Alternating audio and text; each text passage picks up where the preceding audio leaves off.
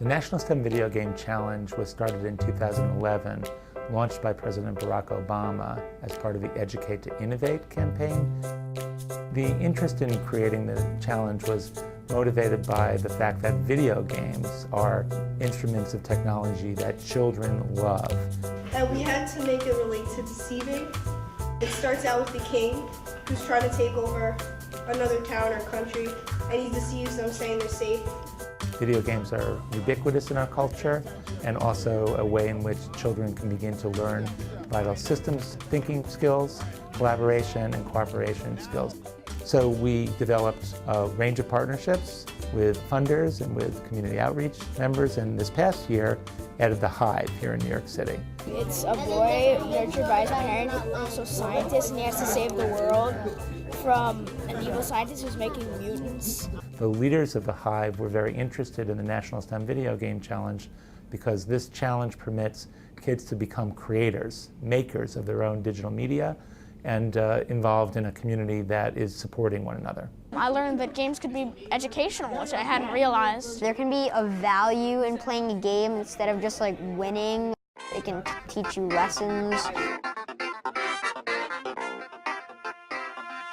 So many young people do enjoy playing video games, and for a lot of them, the concept of taking something you enjoy that much and actually getting to create a game of your own can be a really powerful entry point into all sorts of different fields, creative fields, digital design, creative problem solving, the technical side, programming. And so we think that by tapping into things that kids are passionate about and connecting that with meaningful learning opportunities, you create a really powerful combination. There's either good things or bad things here. Good things that you either have to admit and then make the tree grow, or bad things. It's kind of important to consider every part about making the game because you need to think about, is this game going to be fun? Is it going to be too hard?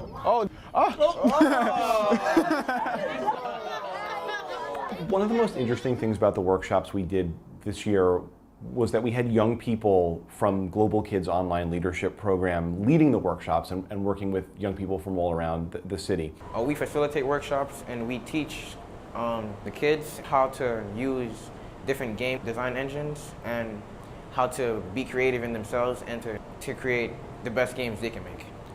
My favorite experience has to be our first workshop at the Brooklyn Public Library. We were doing great because the response we got from the kids and all the adults in the room, it just kept pumping me up and I felt on top of the world.